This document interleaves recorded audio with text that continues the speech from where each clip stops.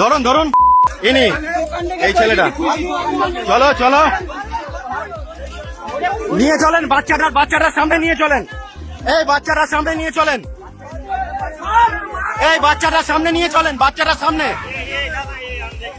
এই তো, এই বাচ্চাটার সামনে নিয়ে চলো, বাচ্চাটার সামনে নিয়ে চলো। বাচ্চা বাচ্চা বাচ্চা নিয়ে চলে যাচ্ছিল একটা বাচ্চা মেয়েকে। এই চলো চলো, আরপিএফ এর হাতে দাও। কাউন্টারে নাও, কাউন্টারে নাও, কাউন্টারে নাও। ওই মেয়েটাকে দিয়ে কনফার্ম করান, আগে আগে মেয়েটাকে দিয়ে কনফার্ম করান। চলেন চলেন,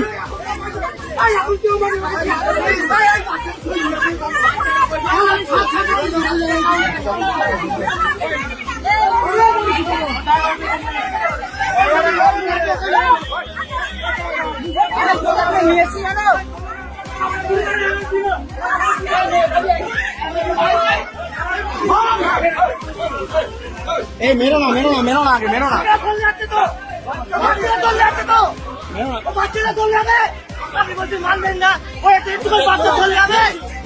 দেখি দেখি দেখি দেখি দেখি দেখি,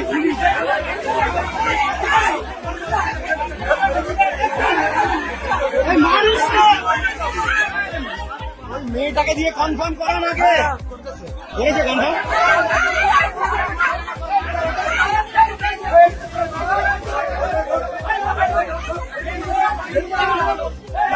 ওকে ভিতরে ঢোকান, ভিতরে ঢোকান, ওকে ভিতরে ঢোকান,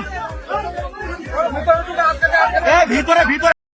বারুইপুরে দুজন মায়ের কোল খালি হলো। আর আজকের ঘটনা, একটুর জন্য বিপদের সম্মুখ থেকে ফিরল এক নাবালিকা।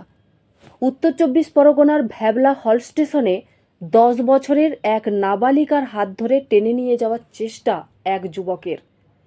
কেবলমাত্র জনগণ সজাগ থাকার জন্য কোনো অঘটন ঘটল না, একটি মেয়ে প্রাণে বাঁচল। তবে জনমত নির্বিশেষে জনগণ যদি আপনজন হয়ে বাংলার মা বোনেদের বিপদ বুঝে একটু এগিয়ে আসে, এভাবেও অপরাধীদের এই অন্যায়গুলোকে দমন করা যাবে। জনগণকে সজাগ থাকতে হবে। এই নোংরামি বন্ধ করতে সবাইকে এক হতে হবে। আজকে অন্যের হয়েছে বলে যদি আপনি চুপ করে থাকেন, তাহলে আগামীতে আপনার বাড়িতে এই একই ঘটনা ঘটতে পারে আপনার আপনজনের সাথে। বলুন তো, এই অপদার্থটার অন্যের মেয়েকে টেনে নিয়ে যাওয়ার এত বড় স্পর্ধা হয় কি করে? এটা কি বাপুতি সম্পত্তি নাকি নাকি নারী মানেই ভোগ্যবস্তু? আসলে এদের এতটা বাড়বাড়ন্ত ওই মমতার আমল থেকেই এত বেশি হয়েছে। এই যে রেপ মানেই হালকা জ্বর সর্দি, তারপর আবার হাফ রেপ হলে 30,000, ফুল রেপ হলে 50,000।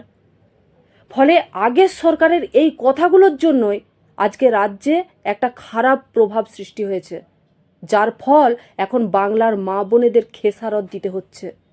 আর অপরাধীরা অপরাধ করেও বেঁচে যাচ্ছে।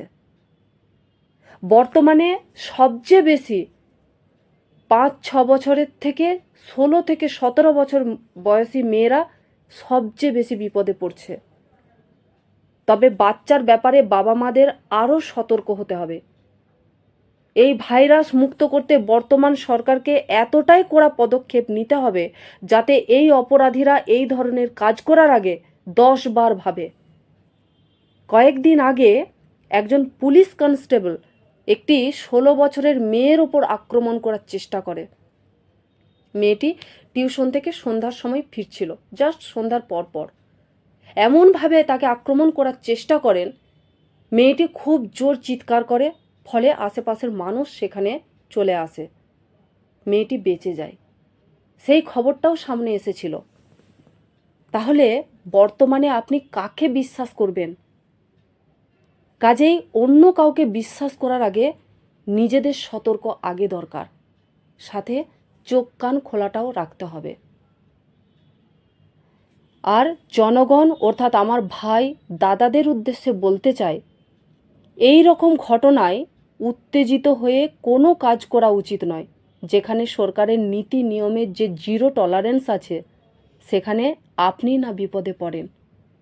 ফলে আপনিও সেফ থাকুন, আর যার সত্যিকারের সাহায্যের প্রয়োজন তাকে অবশ্যই সাহায্য করুন, কিন্তু নিজেকে সেভ রেখে। পারলে এই অপদার্থগুলোকে বরং প্রশাসনের হাতে তুলে দিন। এদের জন্য ওনারা বিশেষ থেরাপির ব্যবস্থা করে রেখেছেন। কাকে কি দিতে হবে ওনারা সেটা ভালোভাবে জানেন।